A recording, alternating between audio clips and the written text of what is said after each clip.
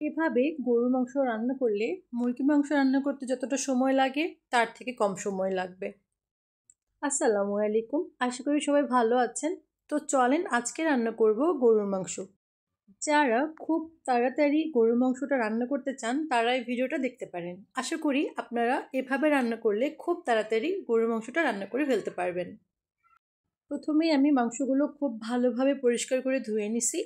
তারপর এর মধ্যে দিয়ে দিলাম তেজপাতা, তারপর দিয়ে দিলাম জিরার গুঁড়া, এটা ভাজা জিরার গুঁড়া ছিল, দিয়ে দিলাম ধনিয়ার গুঁড়া, আর দিয়ে দিলাম গরম মশলার গুঁড়া, দিয়ে দিচ্ছি লাল মরিচের গুঁড়া। আমি একটু হালকা ঝাল করব তাই একটু বেশি পরিমাণে দিয়ে দিতেছি। তারপর দিয়ে দিব হলুদের গুঁড়া। শুকনো উপকরণগুলো দেওয়া শেষ, এবার দিয়ে দিব আদা বাটা আর দিয়ে দিব রসুন বাটা। এবার দিয়ে দিব বেশ কিছু পেঁয়াজ।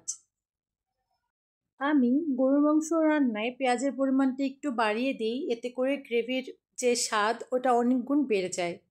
গ্রেভিটা অনেক বেশি ঘন হয় আর কি, এজন্যই আমি পেঁয়াজটা একটু বেশি করেই দিই। এবার দিয়ে দিব সয়াবিন তেল। সকল উপকরণ আমাদের দেওয়া শেষ হয়ে গেছে, এখন আর কিচ্ছু দেব না। এখন জাস্ট এই মাংস আর মশলাগুলো সব একত্রে খুব ভালোভাবে মাখাই নিব। একটু সময় নিয়ে খুব ভালোভাবে মিশাই নিব, কারণ এটা আমরা যত বেশি মাখাবো মাংসর টেস্টটা তত কিন্তু বেড়ে যাবে। বেশ কয়েক মিনিট সময় নিয়ে মাংসটা খুব ভালোভাবে আমি মাখাই নিছি। মাংস মশলার সাথে ভালোভাবে মেশানোর পর আমি 10 মিনিটের মতো রেস্টে রেখে দিছিলাম। আপনারা চাইলে রেস্টে নাও রাখতে পারেন, এরকম করে মাখানোর পর সরাসরি প্রেসার কুকারে দিয়ে দিলেই হবে। আমার হাতে যেহেতু অনেকখানি মশলা লেগেছিল তাই একটু পানি দিয়ে ধুয়ে দিয়ে দিলাম। বাজারে মশলার অনেক বেশি দাম, তাই মশলা কোনো প্রকারভাবে নষ্ট করতে চাচ্ছি না, তাই আমি ভালো করে হাতটা ধুয়েই দিয়ে দিলাম এখানেই। এবার মাংসটা আমি প্রেসার কুকারে দিয়ে দেব। আমি যেহেতু প্রেসার কুকারে রান্না করব তাই প্রেসার কুকারে দিয়ে দিতেছি। প্রেসার কুকারে দিলে মাংস খুব তাড়াতাড়ি রান্না হয়ে যাবে, এখানে কোনো ঝামেলা নাই। আমি শুরুর দিকে বলতে ভুলে গেছিলাম, আমি লবণ দিয়েছিলাম, কিন্তু আপনারা কিন্তু লবণ দিতে ভুলবেন না অবশ্যই। সব কিছু দিয়ে দেবো ভালোভাবে। তারপর বাটিতে যে মশলাটা থাকবে সেটার মধ্যে পানি দিয়ে এটা খুব ভালোভাবে মিশাই প্রেসার কুকারে দিয়ে দিব। অনেক বেশি পানি দেয়া যাবে না, এরকম পরিমাণে পানি দিতে হবে যেন মাংসগুলো একটু দেখা যায়, মানে ভেসে ভেসে থাকে আর কি। তারপর চামচ দিয়ে একটু ভালো করে মিশাই দিব যেন পানির সাথে গ্রেভিগুলো আর মাংসগুলো ভালোভাবে মিশে যায়।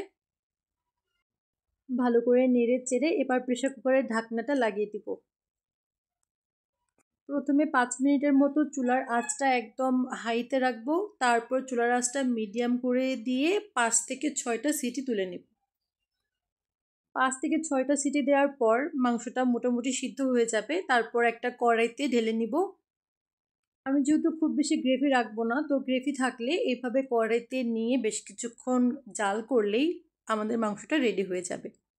অনেক অল্প সময়ের মধ্যে আমার এই মজাদার গরুর মাংস রান্নাটা কিন্তু কমপ্লিট হয়ে গেছে। আপনাদের বাসায় গেস্ট থাকলে গেস্টকে বসিয়ে রেখে এভাবে রান্না করে গেস্টকে খাওয়াতে পারবেন।